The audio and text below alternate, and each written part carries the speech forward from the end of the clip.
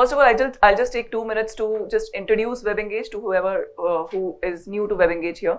WebEngage is an omni-channel marketing automation tool. We have about 700 customers in D2C industry across the world, in India, Southeast Asia, MENA region. D2C industry is actually a very important industry for us here because we have about 120 plus D2C brands with us, and the number is continuously growing. We feel that D2C industry is also important because we see a very important product fitment between WebEngage and the marketers at D2C brands for their branding and marketing. So much so that we are actually doubling down on that ideology, and we are in fact building a deeper integration with Shopify here. We know that most of the D2C brands here are also built on Shopify. So we already have a plugin of where you can integrate very easily with Shopify, but we are in fact going many steps further and actually building an easy to use dashboard and campaign management experience also. We'll talk more about it when we are ready to do that in a few weeks or maybe 1-2 months from here. But yeah, you will soon get to see a lot of improvement and in the current dashboard experience also, and a lot of new functionalities that will come up. But yeah, without much ado, we'll just start with this discussion here. We have two founders of very much loved brands, Saki, Sushruti from Saki and Ishendra from Jiva. So we'll just let you both introduce yourselves first here. Sure. So hey guys, I'm Ishendra, the founder of Jiva. So I'll just start by giving you a quick introduction of Jiva. Why did we start Jiva, and then would be happy to take any questions that you have. So Jiva is a silver jewelry brand, and the vision with which we started Jiva was, if you look at the Indian market currently, all the fine jewelry brands that exist in India are almost inaccessible. Their jewelry starts from 25,000, 30,000 price ranges. And it is not the price range which allows women to purchase multiple jewelry pieces and wear different jewelry pieces with different outfits. So that was one of the reasons why which we started Jiva, because we wanted to provide women with the fine jewelry that a woman can wear for 8 to 10 hours in a day without having to worry about the stress of that jewelry causing infections, allergies, etc. Jewelry that enhances her look as well, but that's at a much reasonable price range. Rather than buying one gold jewelry piece, you can buy 10 to 15 silver jewelry pieces and wear it with different occasions. So we started about 4 years before, and currently in terms of the total traffic, we are the second largest online, where we have more than 1.6 lakh people who visit our website and mobile app on a daily basis. We are largest on Amazon, Myntra, Nykaa, also there on Nykaa Fashion, Tata Click, Ajio, and other marketplaces as well. We have also recently started our offline journey, where we have about 40 our own company-owned stores, and we are also there in about 38 store-in-store format. So yeah, so that's a short summary about Jiva. About myself, I am an engineer by background. So if you guys are wondering how did an engineer end up in a jewelry business, but yeah, so I also have Nikita and Sachin as my co-founders. Nikita is from jewelry background, Sachin is from finance, but yeah, and I'm from Agra. So that's it about myself. Okay, great. So very quickly introducing Saki and me. Saki is a 2-year-old brand. We operate in apparel, and the thought process behind Saki is to be able to take Indian fashion to the world. The reason we wanted to start this, and when I say we, there's me and there's Samantha Roots Prabhu, who's an actor from the South, and we partnered to be able to build this brand. We started this with the vision to be able to take clothing for the modern Indian woman, because I think what clothing really means today is very different to what it was a couple of years ago. And then also I think generally people are a lot more exposed to the world, very globalized audience that we have today. So what does fashion mean to that modern Indian woman who is here and abroad, right? So that's what we're building. We're about 2 years old. We currently operate online only, and hope to be, expanding offline as well soon. A very, very large part of our revenue comes from our direct channels. Very small comes from marketplace. So we're just very early in the marketplace growth journey.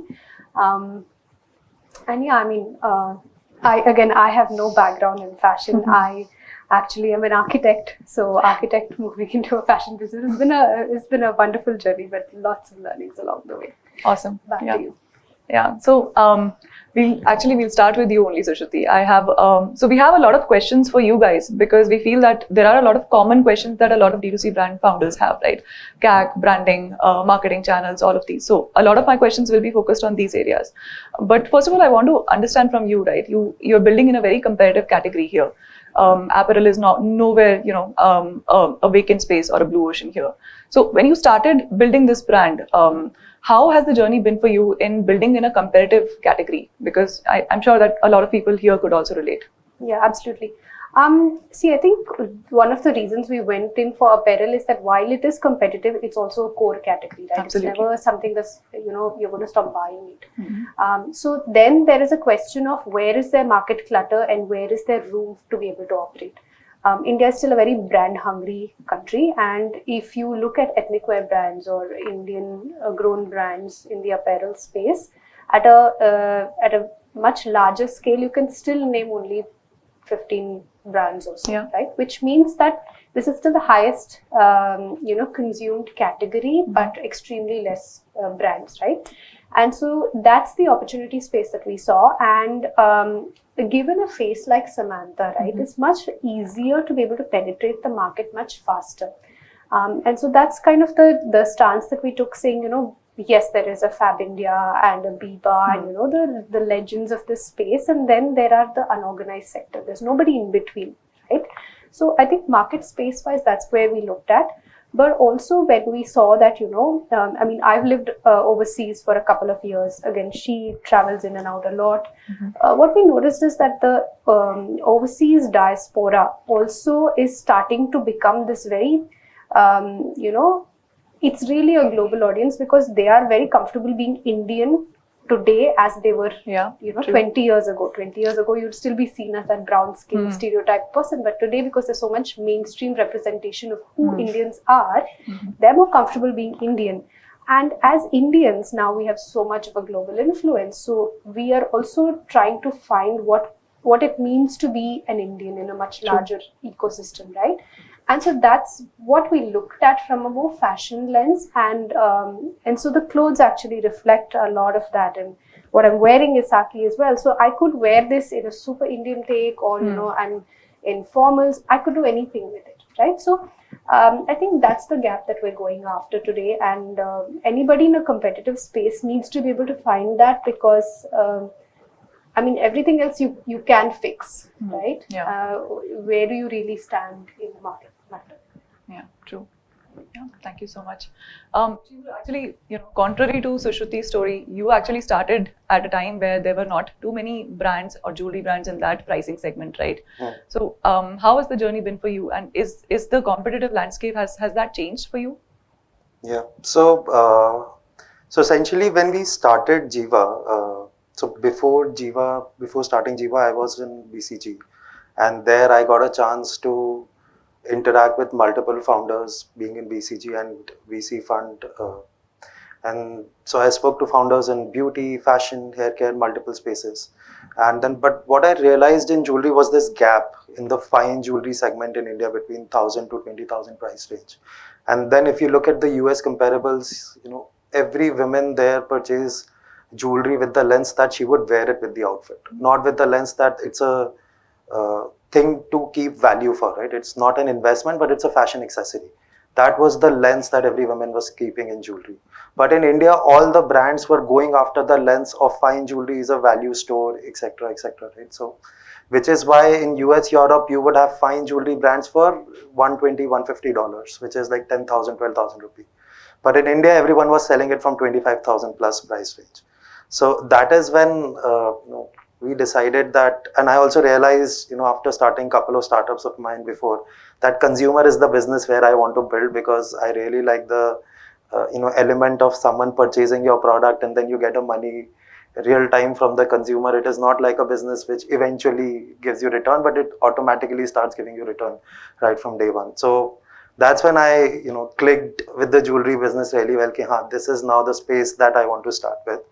Now, when we entered into this space, what we interestingly realized was we took the hypothesis that no woman knows about silver. We will have to educate everyone about the silver, right? But what we understood was that every woman knew about the silver, right? They would wear it silver in the form of anklets or toe rings.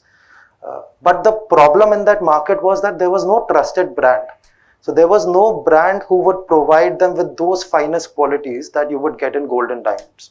Because the market was unorganized, no brand would invest in designs, in quality, in providing trust, in providing pure 92.5% pure silver jewelry. And that is when we realized, oh, this is the area where we have to solve for. Right? We don't have to educate people about silver. They're already educated, but we have to give them trust that whatever we are selling is pure, right? It's hallmarked, it's 92.5% pure. And we have to give them those designs that they would imagine wearing in gold and diamond. And that was the problem that we were trying to solve continuously. So, that became sort of our product market fit initial start. Now, after that, once when we started, we realized, okay, 0 se 10 wali jo journey hoti hai, that's a very different journey. That's when you try and convince your friends and family to purchase from you, right? And pay you money for that as well, right? And then 10 to 100 is a different journey, 100 to 1000 is a different journey altogether. And every time, whenever you're going through that journey, you have different marketing strategies that you adopt. So that is how we started Jiva, and that was the main thesis behind starting Jiva. Have you seen that competitive landscape may have any other players popped up? So interestingly, about 3 to 4 years before, all the VCs were scared of jewelry business. Purely because of the past jewelry companies that would have come, everyone was skeptical about it. So we were lucky to have very limited competition come our way. But very recently, a lot of jewelry businesses have started coming in.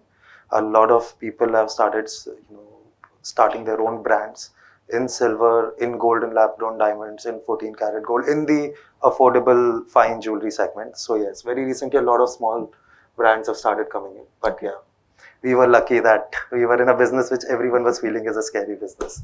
So, yeah. I mean, maybe it's your category. I don't know if it's your category or you or your team, but I know that you reached like double-digit revenue, double-digit crores in monthly sales, right? Before you went offline. Yeah. So you built a great business purely online, which I'm sure that a lot of people here actually aim to do, right? So any important learnings from that particular phase, because taking your business to that kind of a revenue purely online is a struggle even today, right? So any important levers that worked for you, what all did you do? So actually the levers kept on evolving from stage to stage.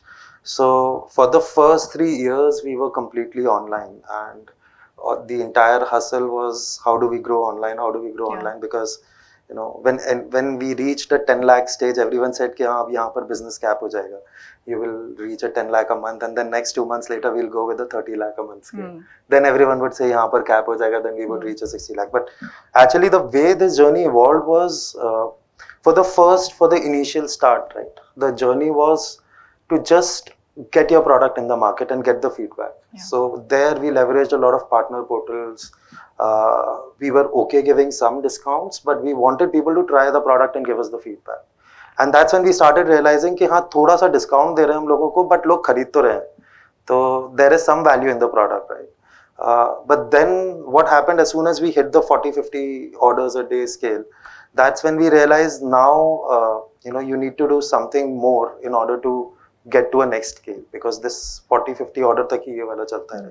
That's when we started leveraging performance marketing, and we started doing ads on Facebook, Google, Snapchat, etc. And that essentially took us to about 100-120 orders a day scale. But then post that, what was happening was Facebook, Google was rotating in the same audience that it was showing its ad to. It also needs new audience additions, right?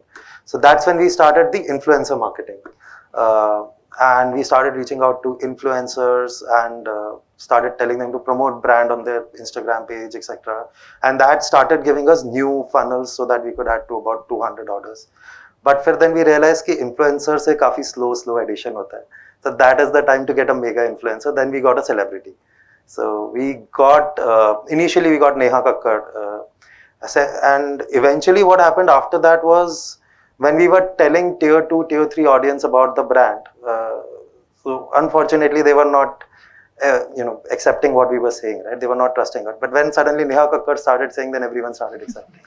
So that really helped us in adding a lot of new consumers in tier 1, tier 2, tier 3 audience. And that gave us the next growth. Then we got Anushka Sharma as the new another celebrity for the brand. And then post this, then we doubled down on our influencer efforts. Then we leveraged content a lot, where we were being a part of all the love or proposal series, or we started investing in some of the contents, SEOs, etc., which gave us the next growth. Post that we realized ki haan, and then retention was definitely the next theme that we realized.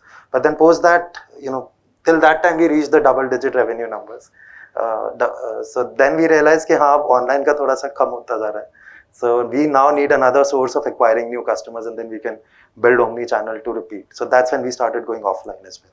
So yes, that is how the entire journey panned out till the 12 to 15 crore revenue number monthly was the number till that we grew online, and then we started adding offline as well. Yeah, okay. So Shruti, so like Ishindra said that he actually went to tier 2, tier 3 towns as well. What about you? Did you ever try to go into a different geography, maybe in tier 2, tier 3 or international, anywhere? Right. So for us, again, I mean, from a marketing funnel standpoint, our journey was quite opposite because it was celeb first and then everything. Okay. As I was just telling him, I was like, last year's been so much of learning for us from a performance marketing standpoint. We're at a much lower scale than they are. Performance marketing, retention, all of that is newer. But to answer your question, because she, kind of launched the brand to begin with, we never went after saying, this is our audience or this is our audience. Yeah. While our apparel is still more likely to be worn in an urban setting, we did see a lot of tier 2, tier 3 adoption, but a much faster adoption that we saw was overseas, right? Nice. So again, Indian diasporas, again coming from the fact that, people knew Samantha there. The people who moved there kind of settled and, knew her. So US was a great market for us. Parts of Southeast Asia, so Malaysia, Singapore and Australia, right? So these are our top 4 markets, but we still do ship to almost 20 countries overseas, right? Nice. So that has been good. From a marketing standpoint, I think the first year was very organic. And then now we've gotten into a little bit more acquisition and retention that we focus on in these markets as well. Okay. So, and this international expansion that you've done, that's also purely online, right? Yes, everything is online. Nice. Okay. So maybe, for everybody else here, maybe you can first tell us a bit about your marketing channels. Which channels are you actually on right now? Marketplaces, any other channels that you utilize right now? All the channels right now. Wherever there is an opportunity for revenue, we want to be there, right? Today, after this talk, if I hear any new channel that is coming in, most probably after a month we launch there also. But yeah, so the approach has been, we started by building our own channel first. And we started by building our website and mobile app first. And that even now continues to be 60-65% of the overall revenue. But then eventually we realized, why should we miss other channels as well, right? Ultimately, it is the product and you have to be available to the consumer wherever possible. So that's when we started going to marketplaces as well. And organically, because we were doing a lot of branding and marketing online, so even marketplaces picked up quite fast without us having to put additional marketing budget. And that similar journey happened even offline as well when we recently started offline, where initially we were the online first brand and we thought that we are the new generation entrepreneurs, we know online in and out and we will only do offline. But then eventually when your CAC starts becoming so expensive, you realize you need to change your mindset. And that's when we realized that of the 100 people that we are showing ads, only 3 of them purchase online, 97 actually purchase jewelry offline. So we are not losing out on a lot of customers. So that's when we started offline. So offline is relatively new. Website and app is the largest, which is the 60, 65, and then marketplaces and then offline. But yeah. So when did you launch each channel? For example, app. Yeah. What was the point when you launched this app? So actually the app launch came as a part of the retention strategy. When we realized that initially we are paying tax to Facebook, Google to acquire a customer. And then eventually now if we have to again retarget that customer, then the only channels that are left for us is your SMS, your emails and your again tax to Facebook, Google, right? So SMS is something which very less people read. And then email is again a channel which has become so commercialized. You have so many promotional emails on your mailbox. So we realized we need something which is almost permanent, right, in people's phone. And then we thought, oh, why not app? And then when we thought about the app, everyone was saying, who keeps the jewelry app on their phone? And that was the question we were getting, every time. So, but when we spoke to a lot of women customers, they said, oh, app, why will we not keep the jewelry app, right? Men have different priorities, women have different priorities, and jewelry app, is something, jewelry or fashion or Nika, something, women are very much comfortable having. So that's when we launched our mobile app. And interestingly, the app and website are right now at par in terms of the revenue. Right? The amount of revenue we get from website almost equivalent is what we get from the app. So that's how the entire app journey also came in. Yeah. So Shruti, what about you? What channels are you active on currently, and how did you grow these channels? Right. So I think for us, our D2C channel was our number one when we started. So we actually were on no other channel at that point, right? As in terms of marketing channels, for us, I think the journey's been quite the opposite as compared to most brands. So the first year that we ran the business, we had 80% revenue coming organically. Okay, nice. Through a lot of content community and of course celeb power that we were able to leverage. So there, I think if you are ever using a celebrity, one of my key takeaways and learnings from there is keep the content and keep the marketing as authentic to who they are, right? Because the customer knows them for a particular brand that they are, right? So I think a lot of times the use of a celebrity is either successful or, isn't, simply because of how authentic the content is, right? So I think somewhere that is something that we did right. And so even, in the first 1-2 years, the 1.5 years, it was just Instagram, her account, YouTube, and, social channels put together that was doing revenue. We had no kind of, barely anything that we were spending on performance marketing. Eventually, I think also for us, Samantha's been slightly unwell on and off. So we had to learn and evolve and grow into newer channels that, in her absence, what else do we do next, right? And that's where we landed on growing performance marketing a little bit more aggressively. Even today, that still contributes only to about 40%. 60% comes from organic plus retention, right? And retention is something that we touched upon. Again, for us, because of the kind of community that we were able to build, what happened is a lot of people stuck around in any case, right? So then how do you make their journeys more interesting and more meaningful and nourished? I think that's where retention started to become more important. I think now we're also touching on loyalty a little bit because again, how do you incentivize and encourage a customer who's coming back, right? Of course, retention tools enable them to come back. Yeah. But then I think the benefits of that should also be passed on, right? So loyalty is something that we're currently more aggressively exploring. So these are largely the channels that we're using on the website. Beyond this, of course, we are now starting to play on marketplaces. I think Myntra has been our number one channel, followed by Nykaa, followed by all the other smaller players.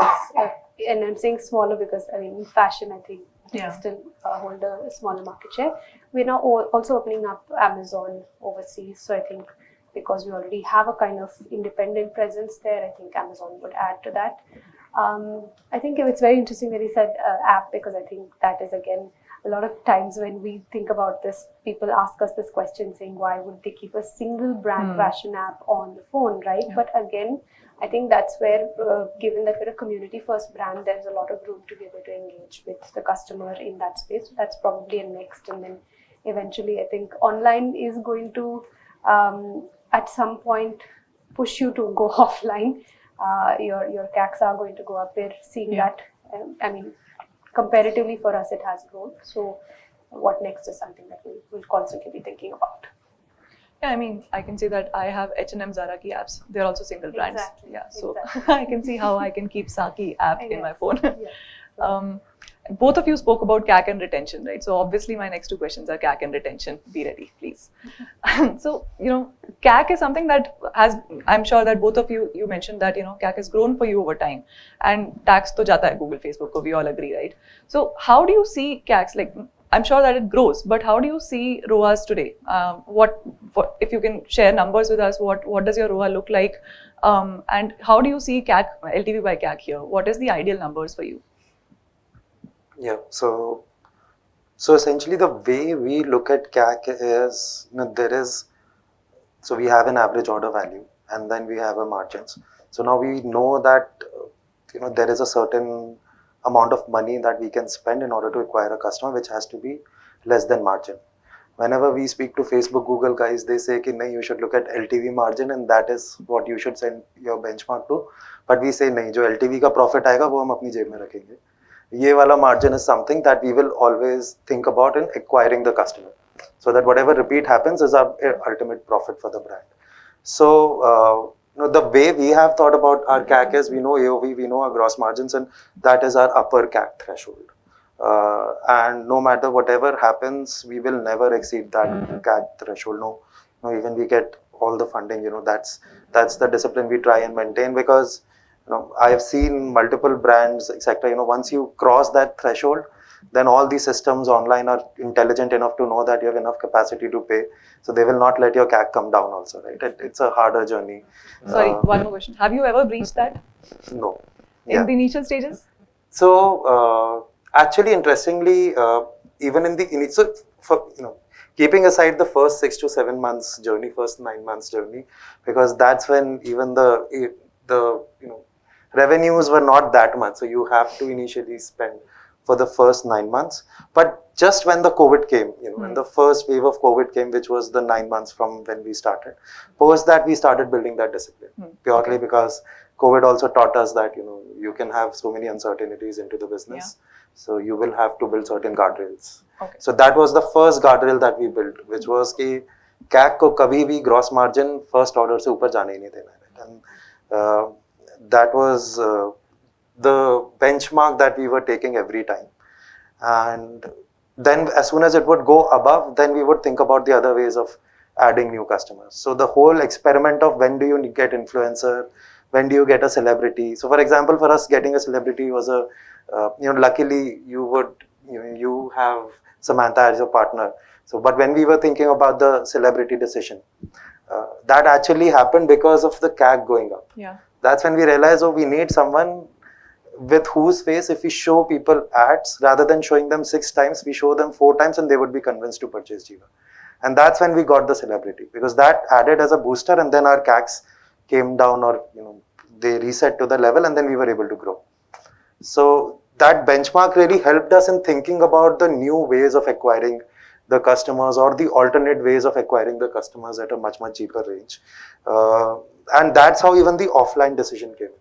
So we were again hitting at our ceiling, and we realized now if we have to grow fast, we need to find the other way, because if we fuel more budget into this, the CAC will go up.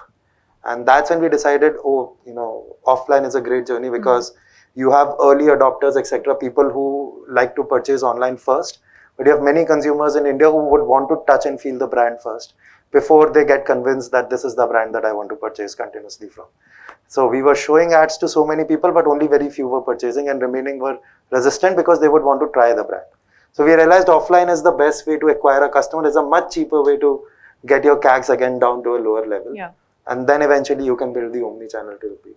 But always, that guardrail has been much helpful for us in growing the business with that CAC. And what about your return on ad spends? Like you spend on Yes. Google and Facebook, so do you track that regularly? How has So that automatically that comes down to the CAC equation. So for example, right now our AOV is, we know we have X gross margins.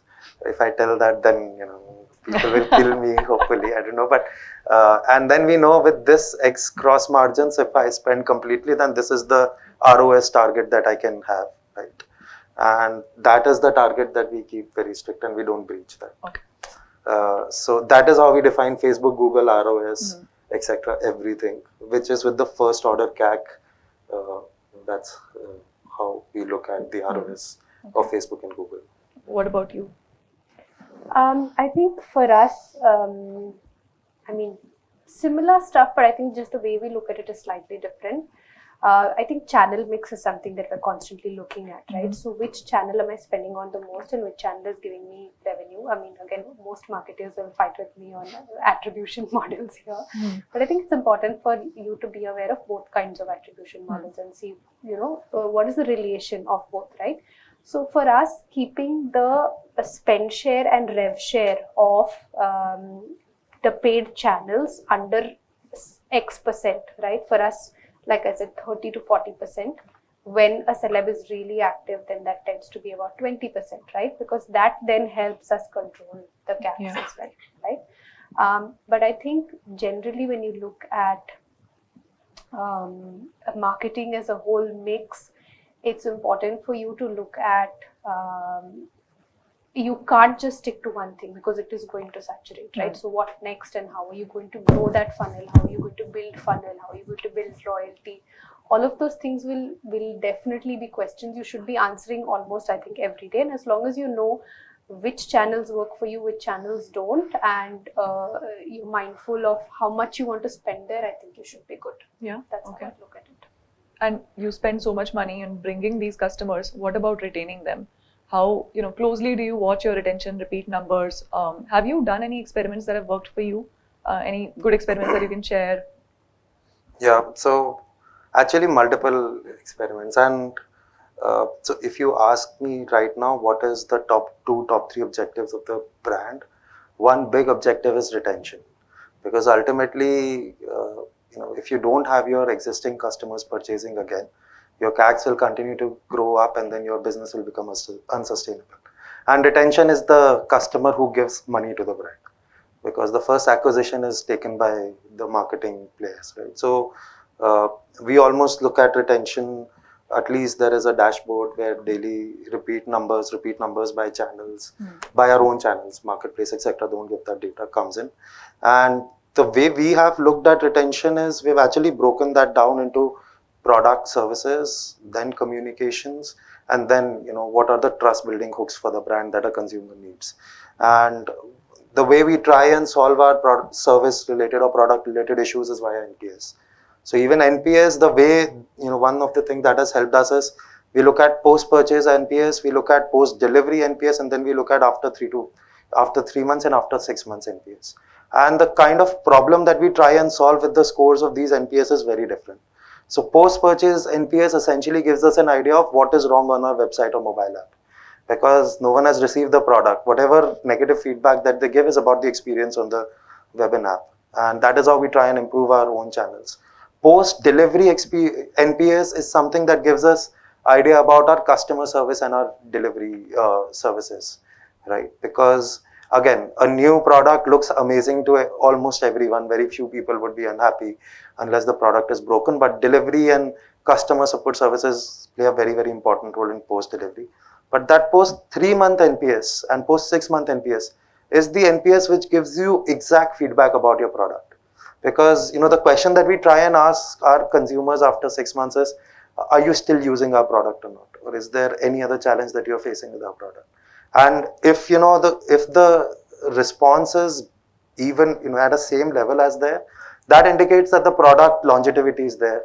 There is a remembrance, there is a recall for the brand. But if there are feedbacks like, no, this is the issue or that is the issue that comes, then we try and solve. So for example, very recently we launched lifetime replating, right? Where if you have bought a Jiva product, if the plating of the product goes away, you can just come to our stores or go on our mobile app, and then you can request for a lifetime free replating, and your replating of the product will be done for free. And that actually came from our 6-month NPS. When we asked our customers after 6 months that, are you using Jiva product, a lot of them said, oh, my plating is gone, right? Or silver tarnishes, so that's one of the problems that I'm facing. So then we started working backwards towards that, right? How do we solve for that? And multiple product related issues is what we've tried to solve. That has helped our retention. The second problem is the communication, right? So product and sales. The way we've tried to solve the communication is again by going very deep into customer funnels, by dividing customers into multiple cohorts and multiple use cases. So someone told me that Airtel has 108 customer cohorts, right? So for example, any customer who is using Airtel, they segregate that customer into 108 type, right? So for example, he is a student or a educated, or a working class. So then if, whether with geography is he living, etc., there are multiple parameters in which you divide your customer. And then you tailor the communication basis that. So that's the other thing that we have tried to do, and that has helped us a lot. So a lot of people purchase jewelry for gifting. So the way we have segregated our customer is, oh, this is for personal use or this is for gifting. Then this is a discount hunter customer, or this is a customer who would love to pay full price of the product without a discount. Or even for gifting, is this a birthday gifting, or this is a general Valentine or a Raksha Bandhan, Diwali gifting, etc. Even in gifting, we try and go to a level whether this could be for sister, mother, or for girlfriend, wife, etc. Right? So, and then basis that the communication gets tailored. So if someone is for self-purchase, then the communication is always that, hey, we have launched a new collection, why don't you come and check out? But if someone has made a gifting purchase, then we simply say 20 best gifting ideas, or don't invest your brain in searching for the best gift. Here are the recommendations, right? So that is something that has really helped us in cracking the content piece at communication. Third is the channel, which we are still trying to solve, which is what is that efficient channel by which you can actually get your customer to, you can actually communicate this to customers. And we leverage Instagram a lot, we leverage mobile application a lot, we leverage SMS, email a lot as one of the channels to communicate all these flows to the consumers. But yes, so broadly, this is how we look at the overall retention piece. And this is how we try and solve the entire retention. Yeah, I mean, I have deeper questions in each of these categories, but not to steer away, I'll just continue with my questions. Yeah. What about you, Sushruti, about retention? How do you look at it? Right. So I think we kind of look at it in three little pools. One is, of course, community, and how do you build and engage with community, right? So we try and have a lot of conversation with them online and offline, right? Building focus groups, building, purposeful engagements, building, engaging them in actually anything and everything you do, right? So a lot of times when we design things and we, are at that point where we want to make a decision, we allow a lot of polling, a lot of activity to happen with the customer, right? So we also know that it's really a product that the customer wants. What that does for the customer is it kind of puts them in charge of the product decision itself, and they feel a lot more affinity for the brand, right? We've done that in many ways. So we recognize our customers for a lot of different things, right? Samples, free gifting, things like engaging them in our marketing campaigns. We actually shot with them, brought them in. So I think just a lot more emotional investment into the brand allows for better retention. Second way we've also looked at it is with regards to a lot of cross-sell, upsell kind of product ranges, right? And these are ranges that we tend to build as limited edition collections. And again, it works. It may not work for everybody, but it has worked for us because there is a lot of affinity for the brand and the celebrity, right? And so when you build thematic limited edition collections that are relevant to, it's almost like taking topical marketing and adding a layer of product to it, right? So that's how we look at it.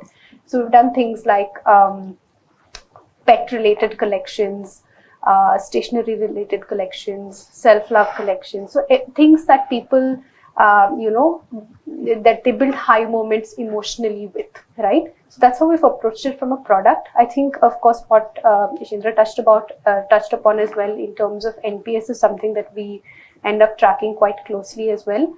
I think at the scale that we are at right now, we're kind of tracking it at two phases. One is on the post-delivery, and then, it'll be at least, biannually, right? Yeah. So it's not at a set frequency yet, but biannually we look at it.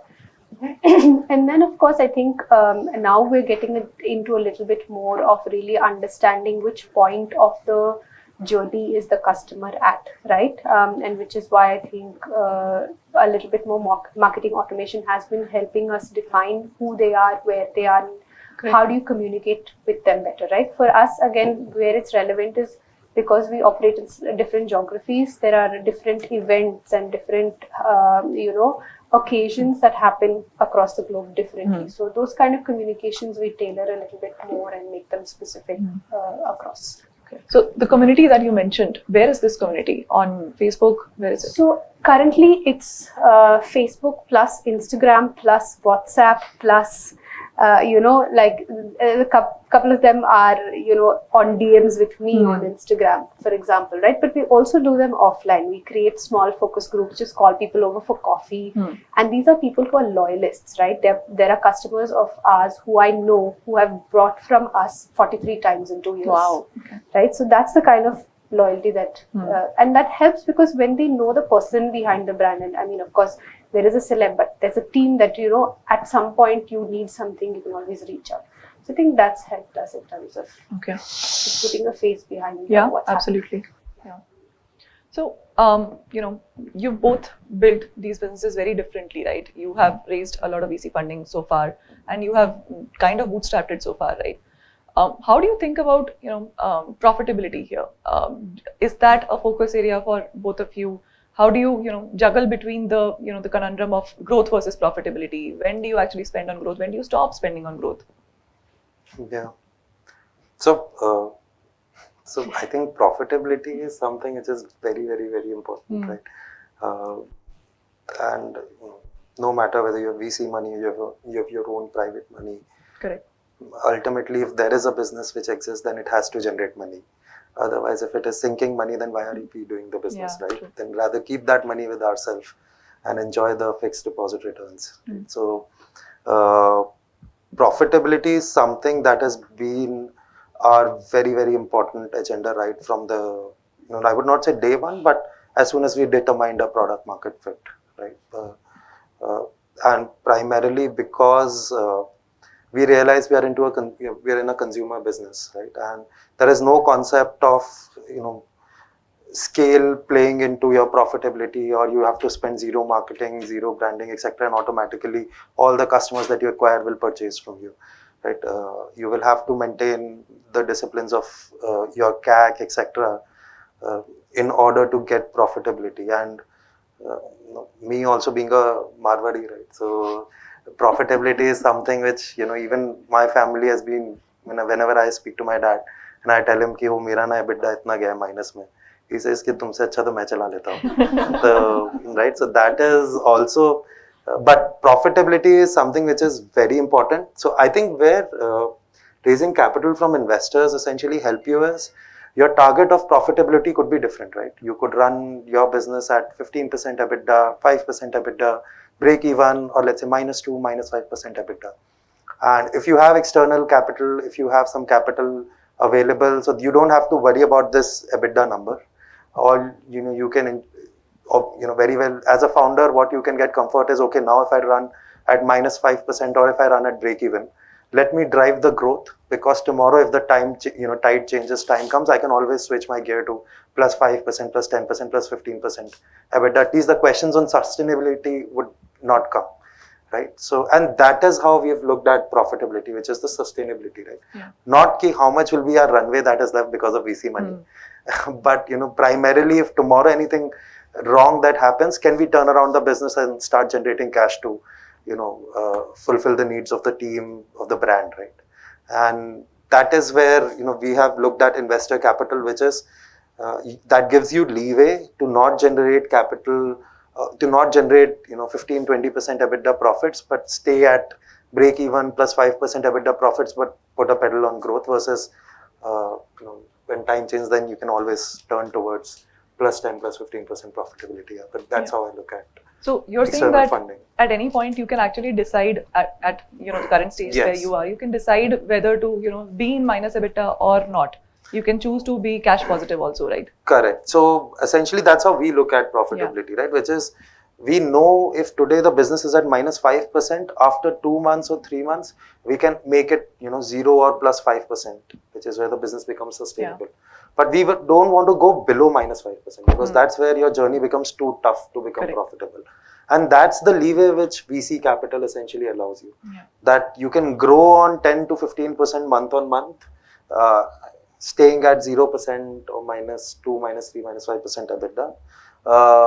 Versus, when you don't have those capitals, then you essentially look for certain EBITDA, etc. And I'm sure Sushruti would add a lot on how things are when the VC capital is not there. But at least the way I look at VC capital is, that's essentially allows you to grow at a much faster pace, But at the same time, what I have realized as a founder is it's very important to have that discipline of how much negative can I go to, right? And beyond a certain point, there have been, and I think this time has proven, people were saying कि हाँ -100, -200% EBITDA पे business चला लो.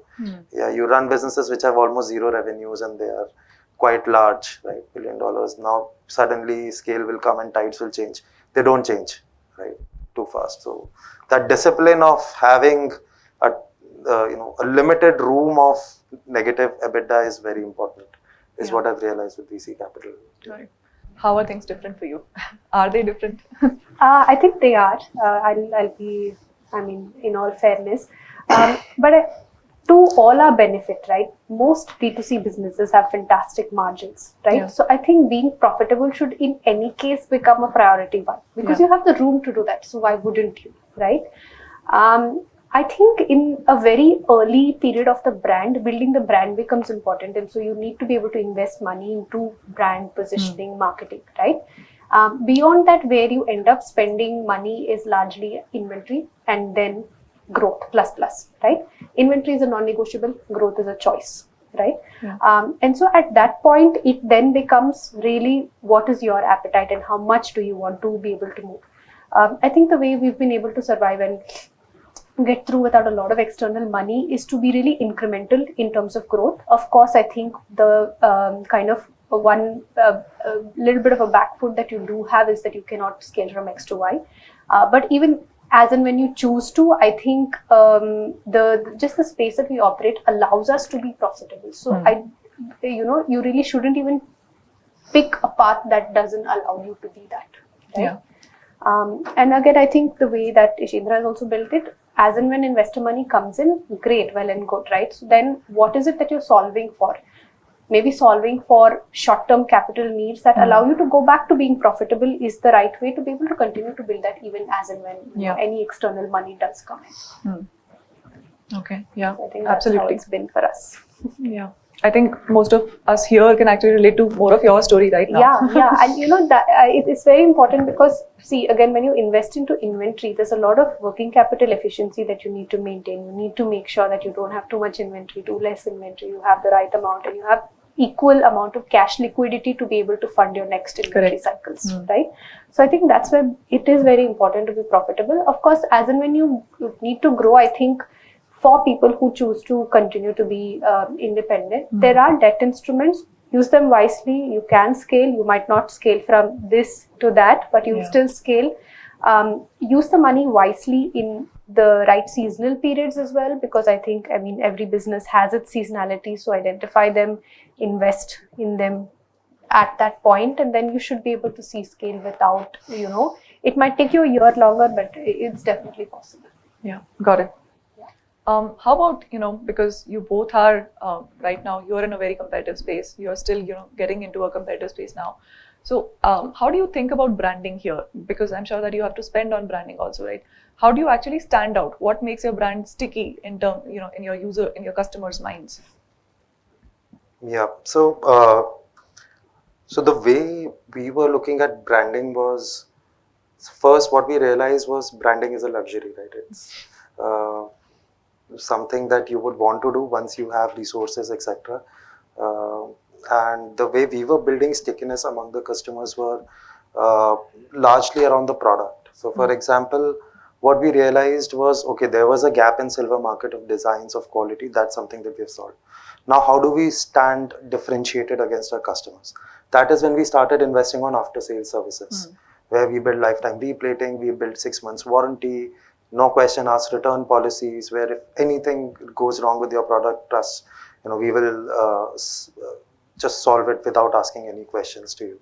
And then those started becoming some of the hooks for the customers to build loyalty, right? So if we, post that, when we went back and spoke to our customers, when we were asking, why are you purchasing from Jiva and why not XYZ competitors, right?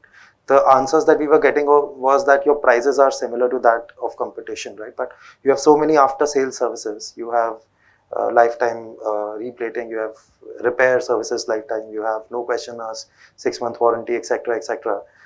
Then automatically the choice becomes very clear for us. So where we were investing a lot was on after sales services. But then eventually when I was speaking about the entire journey of how we grew and when we reached to a content play, that's when we realized that branding actually helps in spreading that awareness for the content at a much faster pace. And that was the time, which was about 1.5 years before, was the time when we started investing on branding. And when we initially started, almost 100% was on performance marketing. Then 2 years later, it was about 90% on marketing, 10% of on branding.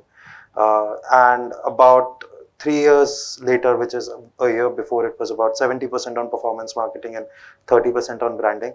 Now it is almost 50% on performance and 50% on branding, right? Because now, in order to add more customers to the performance marketing, you need to get a good content out. You need to create communities. And that is where branding helps. And eventually the journey that we see is, it will be 70-80% branding and 30% performance marketing. Right? And that's where we are driving more towards also.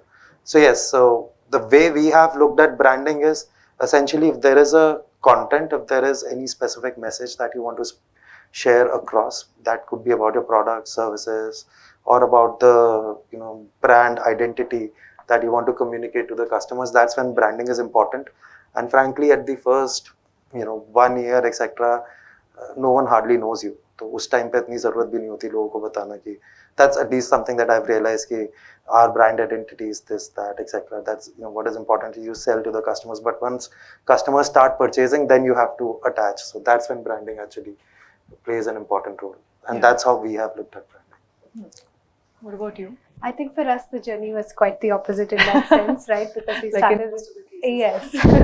So I think it started with a very brand first approach, but also because of the kind of category that we operate in, right?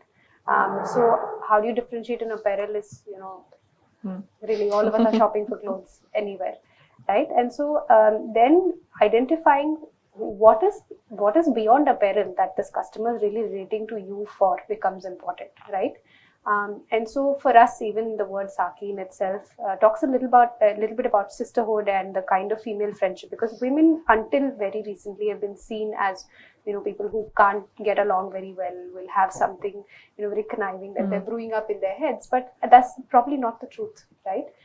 And so we want to be able to create a good, positive, encouraging environment for women generally to be able to very happily coexist, right? And so I think for us that purpose was one step bigger than the apparel brand that we were building, and so we translated that in practically everything that we've done from day one, right? And so I think that's where branding has really helped, and it helps in really knowing who your customer is, right? Because when you sit behind a screen, you assume that it is this, 18 to 25, this tier 1, 2, 3, 4. But that's not really who your customer is. Who are they as individuals? What do they do? What are their likes, dislikes? Where do they want to spend their time, energy? What are they doing for entertainment? Like that really, better answers who your customer is, and will also help you find that voice for your brand, right?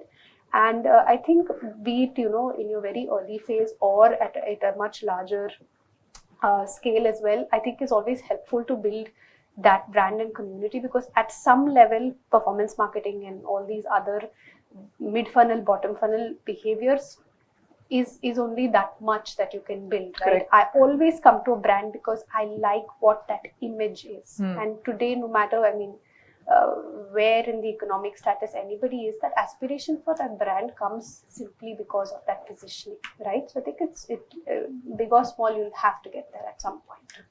Thank you so much, guys. I think the answers that you've given, you make the business, D2C business, seem easy, but I know that behind every answer that you gave, there is a lot of hardship that has gone, right?